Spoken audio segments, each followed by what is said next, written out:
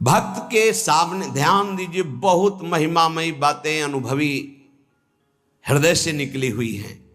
भक्त के सामने विषय भोग का आकर्षण तभी आता है जब भगवद आश्रय नहीं होता, शरीर आश्रय होता है। अहमता ममता हमारे पास है, हमने समर्पित नहीं किया इष्ट और गुरुदेव को, तभी विषय आकर्षण आता है, तभी विषय आता है। विषय जिसके सामने आता है तो भगवदाकार वृत्ति नहीं आती है। भगवदाकार वृत्ति अहमता ममता समर्पित करने वाले की, अहमता ममता, कितनी जोर की ममता का समर्पण भक्तों के हृदय में होता है। भगवान ऐसी कलयुग में अगर परीक्षा लें तो कोई देने के लिए तैयार ही नहीं, लाखों में कोई नहीं तैयार हो पाएगा। बोले हमारा सिंह भूखा है, मोरध्वज जी की कथा।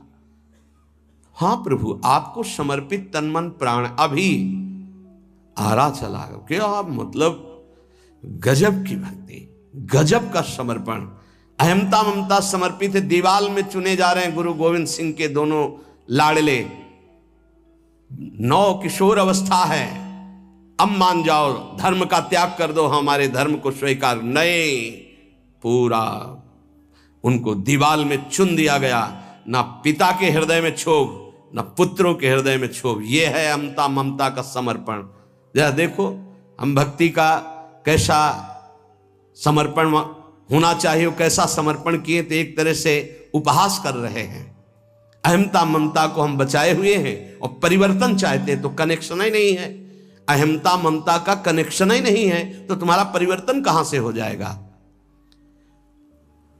प्रभु को अपने सामने देखने की सामर्थ्य उसी में होती है जो भगवदाकार वृत्ति होती है। जिसकी भगवदाकार वृत्ति किसकी होती है? जो अहमता ममता समर्पित कर देता है।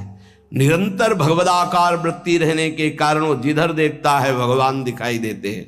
यहां निरंतर विषयाकार वृत्ति होने के कारण भगवान में भी विषय दिखाई देता है। भगवान ही तो सब बने। अगर हमारी अहमता ममता समर्पित हो जाए तो इन 6 अपराधों से बच जाए जो भक्तों के प्रति होते हैं। भक्त के ये 6 अपराध तुम्हारी भक्ति को ढक देंगे। पहला, किसी भी महात्मा के वास निरूपण पर जो हम निंदा करने लगते हैं, हमारी सामर्थ्य नहीं कि हम क्या जाने वो कैसे रह रहे हैं। महाप्रभु चैतन्य देव एक दिन कीर्तन में बहुत उल्लसित होकर उन महापुरुष का नाम ले रहे थे, बार बार नाम उच्चारण कर रहे थे।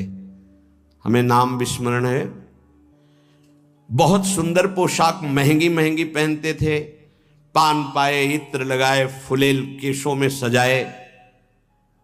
बहुत वर्ष हो गए पहले चैतन्य महाप्रभु के पावन चरित्र का पठन किया था, इसलिए स्मृति नहीं उनका नाम, उनके नाम का। पुंडरीक विद्या, हाँ यही नाम था, पुंडरीक विद्या। तो गदाधर आदि जो भगवत महाप्रभु के पार्षद थे, उन्होंने सोचा कि जब महाप्रभु भाव में ऐसा उनका नाम उच्चारण कर रहे हैं तो कोई वीतराग बड़े परमहंस महापुरुष होंगे, चलो उनके दर्शन करने चलते हैं। तो पता चला कि अमुक जगह वो आए हुए हैं। वहां तो देखा बहुत सुंदर पलंग, दुग्ध फेन जैसा, ऊपर से गद्दे के ऊपर चद्दर और गिरदा लगे हुए हैं, और केस जो फुलेल से ऐसे सुगंध आ रही, पान खाए। तो गदाधर जी के मन में आया कि इतना विलासितापूर्ण जीवन और ये भगवत भक्त हो सकते हैं? संशय हुआ। तो एक जो महाभागवत साथ गए थे तो उन्होंने भगवान श्री कृष्ण की रूप माधुरी का भरा हुआ श्लोक गान किया। जो ही श्लोक सुना हुंकार मारी और धूल धूसरी, हा कृष्ण हा कृष्ण। अब वो सब जो, अब उनकी समझ में आया कि अरे महाप्रभु जो बोल रहे थे परम सत्य। वो प्रेम के अष्ट सात्विक भाव संवरण होना मुश्किल हो गया। अश्रुधारा नाक बह रही, धूल धूसरित हो।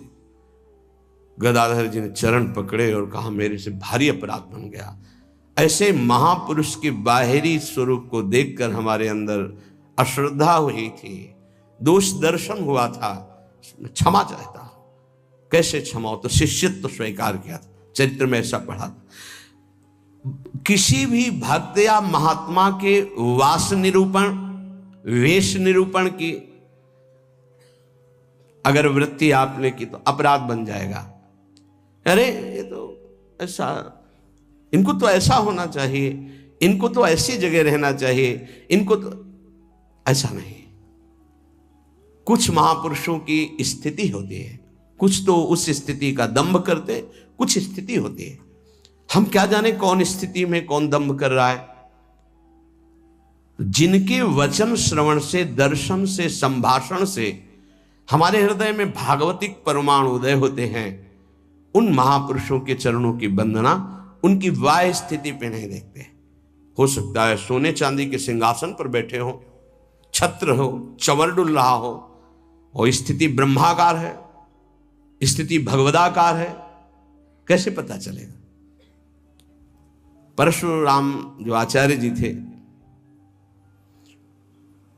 उनके आश्रम के बाहर लिखा था, माया सगी न तन सगा, सगा न ये संसार, परशुराम ये कह रहे सगा सुसिरजन हार।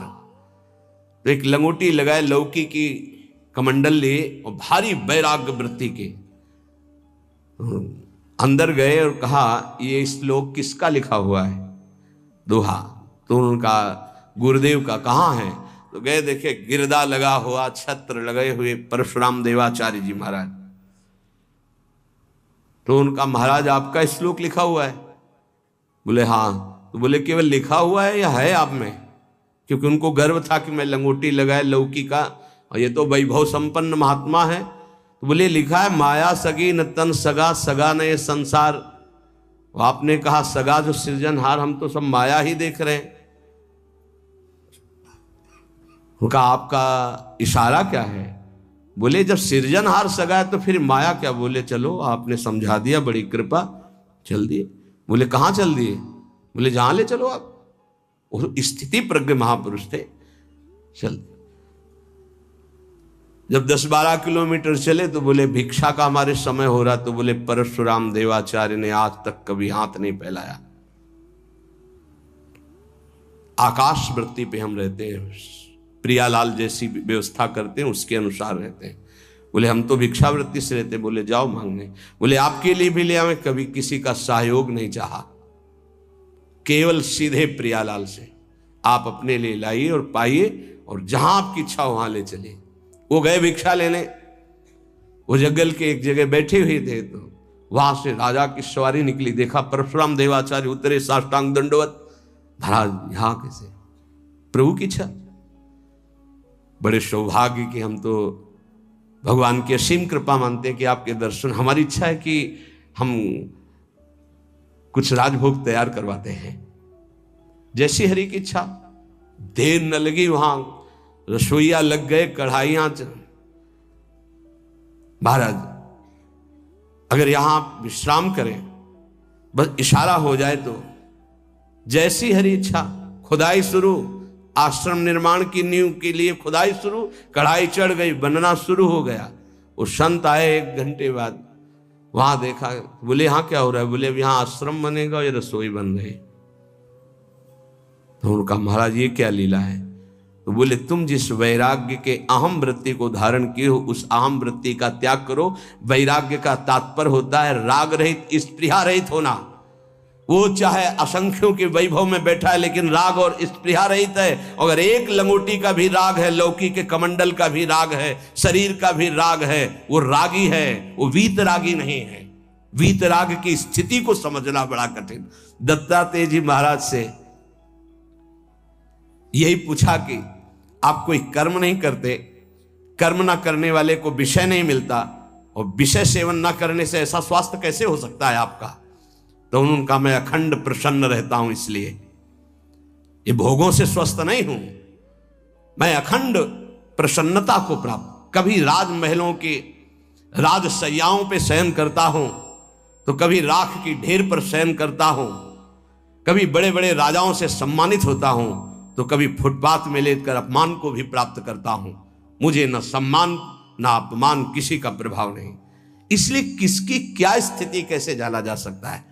तो हम किसी का वास निरूपण आदि, वेश निरूपण आदि करके किसी की निंदा करेंगे तो पता नहीं कितना महाभागवत है, हमसे अपराध बन जाए।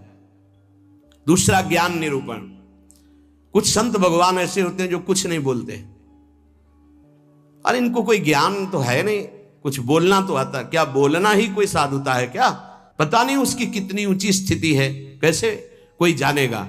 इसलिए किसी संत के रूप में विराजमान जो भगवान हैं, उनके ज्ञान निरूपण करके निंदा न कर, इनको कुछ नहीं आता। आजकल यही है, केवल बुद्धि की धरा से देखा जाता है, अरे वो तो बोल नहीं पाते हैं। वो तो महापुरुषों की स्थिति को जानना कोई महापुरुष ही जान सकता है, दूसरा नहीं जान सकता। इसलिए ये अपराध न करे कभी कि किसी के संत के ना बोलने से ये समझ जाए कि अरे इनको कोई ज्ञान नहीं है। भला ये क्या जाने शास्त्र की बातें, पढ़े लिखे तो लगते नहीं हैं।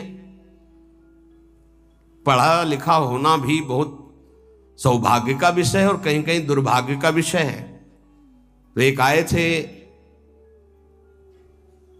इतने कागज में उनकी डिग्रियां केवल उनके शिष्यों ने भेजी थी कि हमारे गुरुजी दर्शन करने आ रहे हैं तिरुपति बालाजी से, विद्वता की मूर्ति, साष्टांग दंडवत और क्या क्या भगवत प्रसादी। वो ऐसे लग रहे थे कि एक शब्द नहीं आता। मतलब बड़े बड़े शंकराचार्यों को पढ़ाया था उन्होंने, उनके और शिष्यों ने जो दिया था उसमें दिखाई दे रहा, बड़े बड़े शंकराचार्यों को उन्होंने विद्या पढ़ाई थी। विद्या विनयम ददाति, वो देखने को मिला कि विद्वान में कैसी दैन्यता होती है। कबीरदास जी के पास एक विद्वान दिग्विजयी भेजा गया शास्त्रार्थ के, तो उनका भैया हमको कोई शास्त्रार्थ नहीं करना। तो बोले काशी के विद्वानों ने कहा यदि आप हार लिख दिए पूरी काशी हार गई। बोले ऐसी बात, तो पढ़ के समझे हो कि समझ के पढ़े हो?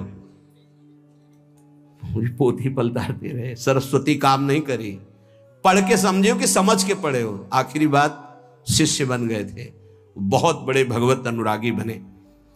तो किसी भी संत के प्रति ये भाव नहीं कि ये पढ़े लिखे नहीं है, बोल नहीं पाते, तो इनको कोई ज्ञान नहीं है। तीसरा, किसी संत की जाति निरूपण कर देना बहुत बड़ा अपराध है। देखो ये जो जाति पाति है ना, ये धर्म का पालन करके भगवत प्राप्ति के लिए थोड़े समय तक के लिए सहयोगी नहीं। हम आपको बताएं, एक ही कपड़ा है और एक ही पहनने वाला है, बस इतनी खास बात समझ लो। कपड़ा सबका पांच भौतिक, पहनने वाले सब अविनाशी भगवान के अंश, कोई अंतर नहीं है। बस अंतर बनाया गया है इस अंतर को मिटाने के लिए कि हम साधन पद्धति से अपने अपने धर्म का पालन करते हुए परम धर्म भगवान को प्राप्त। लेकिन जो परम धर्म में स्थित है, भागवत धर्म में, उनकी जाति निरूपण नहीं करना चाहिए कि ये तो सुना है कि अमुक जाति के संत हैं, बड़ा अपराध होता है, बड़ा अपराध। ऐसा कभी नहीं करना चाहिए। हाँ, चरण रज लेके माथे पे लगा, अहो वत्सो पचतो गरीयान यज्ञभ्यागे वर्तते नाम तुभ्यम। देखो राजसूय यज्ञ में पूर्णता स्वपच वाल्मीकि की पूजा करवा कर श्री भगवान ने इसीलिए करवाई, इसीलिए करवाई। सब बड़े बड़े महापुरुष आए थे, लेकिन दैन्यता की मूर्ति भगवत भाव में निरंतर डूबे हुए स्वपच वाल्मीकि जी की आराधना करवाई कि पूर्णता उन्हीं से हुई। जो दैन्य है वो महाभागवत किसी जाति पक्ष से नहीं देखा जा सकता कि अरे तो ऐसा जो देखेगा तो उसके सुकृत नष्ट हो जाएंगे। पूज्य बाबा। चौथा, वृत्ति निरूपण। ये तो पढ़े ही रहते, हमने कभी इनको माला लिए तो देखा नहीं, और कुछ भजन ध्यान तो करते नहीं है, इसलिए तो केवल हमें लगता है कि बस खाते पीते हैं इसी में, और कोई भजन नहीं। ये हमने संतों को देखा है। एक संत भगवान 8 बजे सुबह उठते थे गंगा नहाने के लिए, 8 बजे सुबह, पर वो एकांत में, तो लगता 8 बजे सुबह गंगा स्नान करते हैं, प्रायः 3 बजे स्नान हो। तो एक दिन जिसमें वो शयन करते थे उसमें गए, काफी बड़ा था, एकांत में आसन की। आज इनकी वृत्ति देखेंगे क्या है। बहुत ही गंभीर मुद्रा में वो रहते थे, पर प्रायः पूरे आश्रम में था कि ये प्रमादी हैं, ये सोते रहते हैं। 11 बजे तक उनको जगते पाए हम। जहां सब लेटे उनको उठ के बैठ गए, वो लेट गए थे, उठ के बैठ गए। 3 बजे तक बिल्कुल एक आसन पर, 3 बजे फिर लेट गए, 8 बजे सुबह। संतों को जानना बड़ा कठिन है, उनकी क्या दिनचर्या है, वो कैसे भाव में रहते हैं। केवल बाहरी व्यवहार देख करके उनकी निंदा कर देने से सुकृत नष्ट हो जाएंगे, भक्ति ढक जाएगी। स्वरूप निरूपण, ये महात्मा में तेज तो है नहीं चेहरे में, ये तो ऐसे ही मालूम देते हैं कोई साधु तो नहीं, क्योंकि चेहरा नहीं बता रहा है। नहीं, ऐसा नहीं है। अगर महात्मा की पहचान करनी तो तुम्हें महात्मा होना पड़ेगा। महात्मा बनकर ही महात्मा को पहचाना जा सकता है, दूसरा नहीं पहचाना जा सकता। बाहर से किसी के रूप को देखकर थोड़ी तुम जान सकते हो कि रूप तो आप गौर से देखिएगा, किसी किसी के मांस भक्षण करने वाले का भी चमकता रहता है। मलाई रबड़ी खाने से भी रूप चमकने लगता है, थोड़ा सा संयम रखे तो उससे भी चमकने लगता है। अब वो महात्मा किस कोटि का भजन कर रहे हैं, कोई रूप से थोड़ी महात्मा का लेना देना होता है। अब श्रीधर बाबा की छवि जब लगे तो आप देखना, लंगोटी है, हड्डी हड्डी दिखाई दे रही, गाल चिपके हुए, आंखें धसी हुई, आपको पता है, खुद देखे हुए हैं कि 24 घंटे भजन में मगन। तो किसी महात्मा के रूप को देख करके ऐसा कोई रूप निरूपण करेगा तो उससे अपराध लग जाएगा, और प्रायः ये ध्यान नहीं दिया जाता। ऐसा धातु निरूपण, भगवत विग्रह ये पाषाण का है कि ये धातु का है, सामने पूछे ये पत्थर के भगवान है कि इसमें अष्ट धातु के। घोर अपराध बुद्धि। भगवत विग्रह सामने नहीं, भगवत विग्रह साक्षात अर्चावतार भगवान है, भाव उसमें। ये नहीं कि सामने जाके पूरे संगमरमर के बने हुए, कौन सी धातु के बने हुए भगवान है, ये अपराध। धातु निरूपण भगवत विग्रह या भगवत भक्त के पास, जैसे वैराग्य में धातु स्पर्श निषेध किया गया है, या तो सन्यास में नारियल का पात्र और वैष्णव जनों में रज का पात्र। धातु के पात्र के प्रयोग का निषेध है वैराग्य में। लेकिन जो महापुरुष हैं, मान लो उनको सोने की वो थाली में पा रहे हैं, उनकी क्या स्थिति है। अब हम देख करके अपने वैराग्य का वहां भाव थोपे, वो स्थिति उनकी क्या है। वैराग्य का भाव थोपे तो फिर अपराध बन जाएगा। किस स्थिति में कौन महापुरुष है जानना मुश्किल है। सबको भाव से नमस्कार करके हम अपने भाव को सुरक्षित रखते हैं। तो वास निरूपण, ज्ञान निरूपण, जाति निरूपण, वृत्ति निरूपण, स्वरूप निरूपण, धात निरूपण। वृत्ति निरूपण में ये भिक्षावृत्ति तो करते नहीं, केवल भंडारा खाते हैं।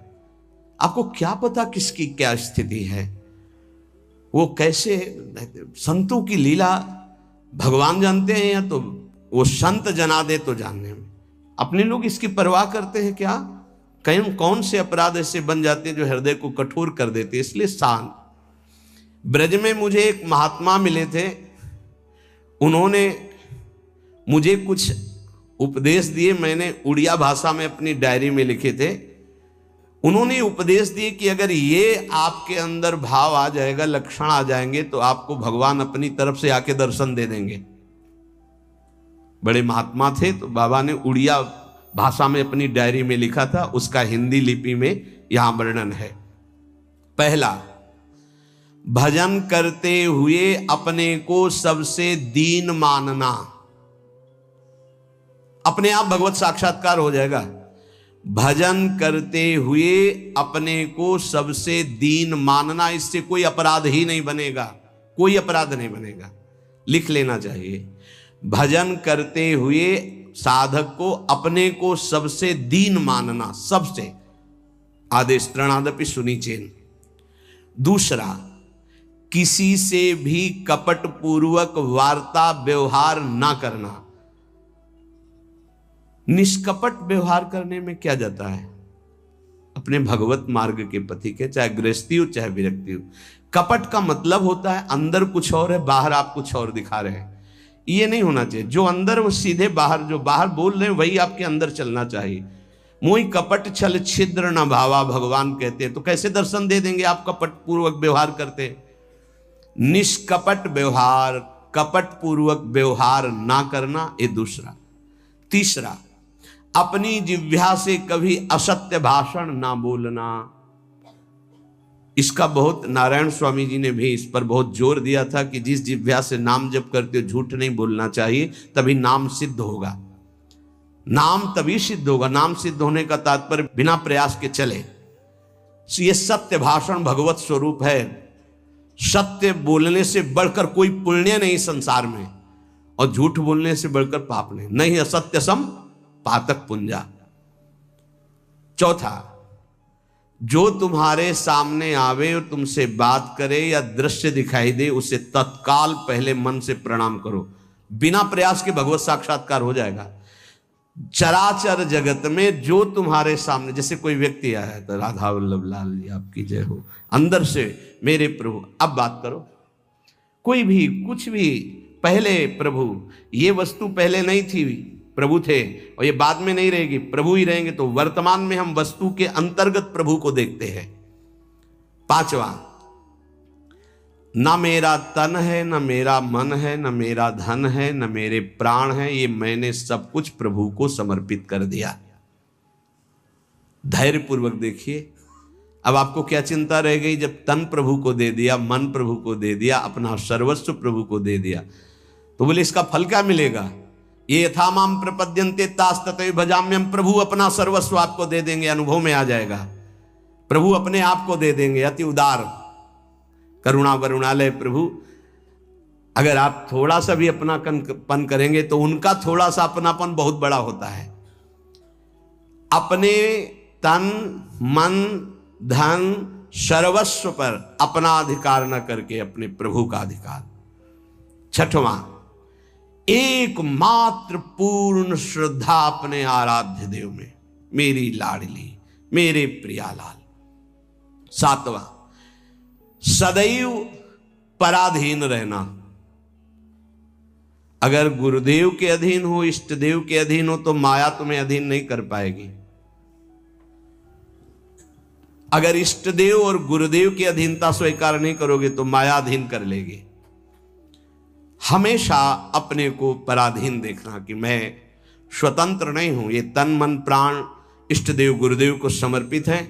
मैं वही करूंगा जो आज्ञा कर रहे हैं, उनके विपरीत नहीं कर सकता। अब आप देखो, विपरीत करते हो कि आपको याद आता है कि मेरा शरीर गुरुदेव की धरोहर है, मैं इसके द्वारा कोई अनाचार दुराचार कोई गलत चेष्टा, मेरा मन गुरुदेव की धरोहर है, इष्ट देव की धरोहर है, इससे हम गलत चिंतन नहीं कर सकते। मेरा धन गुरुदेव की धरोहर, इससे हम गलत व्यवहार नहीं कर सकते। मेरे प्राण गुरुदेव को समर्पित, इसलिए हर श्वास मंत्र जपेंगे, बिना बुलाए भगवान दर्शन दे जाएंगे। आठवां, आराध्य देव के सिवा अपना कोई नहीं है, ये हृदय में बैठा लेना। अपने वास्तविक है तो आराध्य देव ही अपने हैं। नवां, अपने आराध्य देव के अनन्य चिंतन के सिवा और कोई चिंतन ना होने पावे। दसवां, अपने आराध्य देव से जो गुरुदेव ने संबंध दिया है, हर समय उसकी स्मृति रहना। क्या रहती स्मृति? मैं श्री जी की सखी हूं, दासी हूं, उनकी परिचर्या में हमारा जीवन समर्पित है, मैं उनकी दासी हूं। कभी सोचते हो आप? सोचो, तुम्हारा संबंध हो चुका है। कोई ऐसे नहीं कि तुम्हें केवल सोचना ही है, तुम्हारा संबंध हो चुका है। तुम्हारा पाणी ग्रहण हो चुका है। श्री जी ने तुम्हारे पाणी को स्वीकार कर लिया, ग्रहण कर लिया है। उसके साक्षी हैं गुरुदेव। गुरुदेव ने पाणी ग्रहण कराया है, प्रिया प्रीतम को हमारा हाथ पकड़ा दिया है। हम अपने संबंध, दसवां है, अपने संबंध को हर समय अपनी स्मृति, मैं प्रियालाल की हूं, मैं प्रियालाल की हूं, मैं प्रिय सखी हूं लाडली जू की। ये 10 भाव रखो। अब जैसे हमारे अपना भाव बताया, तो जो दास है वो दास भाव को देखे, जो सखा है वो सखा भाव को देखे, जो गोपी गोपी भाव को देखे। अपने स्वरूप को संबंध से चिंतन करना। हमारा स्वरूप क्या है? सहचरी बपू, मैं श्री जी की निज दासी हूं। कई बार दिन में आता है आप लोगों के? कितनी बार सोचते हैं हम? जबकि यहां हर चेष्टा करते हुए उसी भाव में रहना है। अगर ये 10 भाव हृदय में आ गए तो कह रहे हैं किसी भी तीर्थ में जाओ या ना जाओ, कोई और साधन करो ना करो, तुम्हें भगवत साक्षात्कार हो जाएगा। पहला फिर सुन लीजिए, अपने को भजन करते हुए सबसे दीन मानना, किसी के साथ भी कपट का व्यवहार ना रखना, सदैव सत्य भाषण बोलना, चराचर जगत का कोई भी वस्तु व्यक्ति सामने आवे अपने प्रभु का भाव करना, अपने तन मन धन प्राण सर्वस्व को अर्पण कर देना। मेरा अधिकार नहीं, नाथ सकल संपदा तुम्हारी, मैं सेवक समेत सुत नारी। अर्पण का मतलब ये होता है भाव। छठवां, अपने आराध्य देव में ही पूर्ण श्रद्धा समर्पित हो जाना। सातवां, पराधीन रहना इष्ट के गुरुदेव के। आठवां, आराध्य देव के ही अनन्य चिंतन में लगना, आराध्य देव के सिवा कहीं अपनापन न होना। नवां,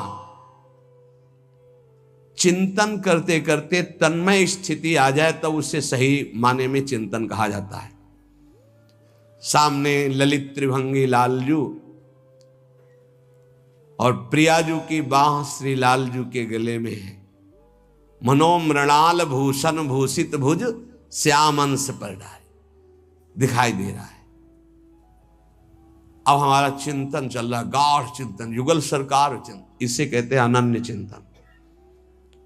अभी आंख खोले हुए भी वही है, मूंदे हुए भी वही है, सेवा करते हुए भी वही है, एकांत में बैठते हुए कहां हो? जरा देखो स्थिति कहां है।